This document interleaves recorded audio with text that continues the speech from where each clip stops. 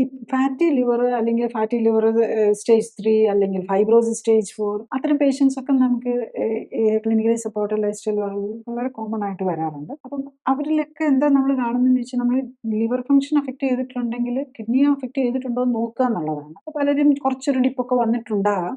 പലരിലെയും കാണാറുണ്ട് GFR 60 അല്ലെ 67, 70 ഇത്രയൊക്കെ കാണുള്ളൂ. അപ്പം നമ്മൾ ഈ ലൈഫ് സ്റ്റൈൽ കറക്ഷൻ ചെയ്യുമ്പം കിഡ്നിക്ക് മാത്രമല്ല, ലിവറിന് മാത്രമല്ല, ഫാറ്റി ലിവർ അല്ലെ ഫൈബ്രോസിസിന് ചെയ്യുമ്പം അവരുടെ എല്ലാ ഓർഗൻസും ആണ് നമ്മൾക്ക് അതിനൊപ്പം തന്നെ റിപ്പയർ ചെയ്യുമ്പോൾ നമ്മൾ ഹോൾ ബോഡിയാണ് റിപ്പയർ ചെയ്യാൻ നോക്കുന്നത്. ബേസിക്കലി രക്തക്കൊഴലുകൾക്കാണ് ഈ മിക്കവാറും രോഗങ്ങളിൽ രക്തക്കൊഴലുകളായിരിക്കും ഏറ്റവും ഇമ്പാക്ട് വന്നിരിക്കുന്നത്. കിഡ്നിയിലെ രക്തക്കൊഴലുകൾക്കായിരിക്കും കൂടുതൽ. അപ്പൊ ഈ രക്തക്കൊഴലുകളുടെ റിപ്പയർ വരുമ്പോൾ തന്നെ ഫാറ്റി ലിവർ കുറയുന്നതിനൊപ്പം തന്നെ നമ്മുടെ ലിവറിന്റെയും കിഡ്നിയിലെയും ശരിക്കും അവിടെയും ഒരു ഫൈബ്രോസിസ്, ലിവറിൽ ഫൈബ്രോസിസ് എന്ന് പറഞ്ഞാൽ കിഡ്നിക്ക് ഫൈബ്രോസിസ് ആണ് വരുന്നത്. അത് ലിവർ ചുരുങ്ങുന്നത് പോലെ കിഡ്നിയും ചുരുങ്ങുകയാണ് ചെയ്യുന്നത്. അപ്പം അതിനും അവിടെ ഒരു റിപ്പയർ പോസിബിലിറ്റി കിട്ടുകയാണ് ചെയ്യുന്നത്. ലിവറിന്റെ ഒരു കാര്യത്തിൽ എന്താണെന്ന് ചോദിച്ചാൽ ലിവർ കുറച്ചും കൂടെ റിപ്പയർ ചെയ്യാൻ പറ്റിയ അതിന്റെ ലിവർ സെൽസിന് റീജനറേറ്റീവ് കപ്പാസിറ്റി കൂടുതലാണ്. പക്ഷെ കിഡ്നിക്ക് അങ്ങനെ നെഫ്രോൺസിന്റെയും ഒന്നും റീജനറേറ്റീവ് കപ്പാസിറ്റി, നെഫ്രോൺസ് പോയാൽ പറ്റില്ല. നെഫ്രോൺസിന് ഒരു ചെറിയ ഡാമേജ് ഒക്കെ വന്നിട്ടുണ്ടെങ്കിൽ അതിനെ നമുക്ക് റിപ്പയർ ചെയ്യാം. പക്ഷെ നെഫ്രോൺസ് കംപ്ലീറ്റ്ലി പോയി ഫൈബ്രോസ്ഡ് ആയി കഴിഞ്ഞാൽ അവിടെ നമുക്ക് തിരിച്ചു കൊണ്ടുവരാനോ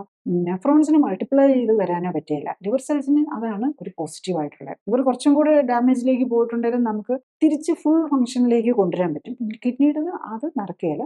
ഫുള്ള് സ്റ്റേജ് 5 എത്തിയിട്ട് നമ്മൾ സ്റ്റേജ് 1 ഒരു ക്രോണിക് ലിവർ റീനൽ ഡിസീസിൽ പറ്റില്ല. അപ്പൊ അതുകൊണ്ടാണ് നമ്മൾ നേരത്തെ കണ്ടുപിടിച്ച് സ്റ്റേജ് 1 തന്നെ കണ്ടുപിടിക്കുക, അറ്റ്ലീസ്റ്റ് സ്റ്റേജ് 2 റീനൽ ഫെയിലിയറിൽ തന്നെ കണ്ടുപിടിക്കുക. അതിനു വേണ്ടിയാണ് ഞാൻ ഈ GFR-ഉം ACR ടെസ്റ്റും ഒക്കെയാണ് ഏറ്റവും സെൻസിറ്റീവ് ആയിട്ടുള്ളത്.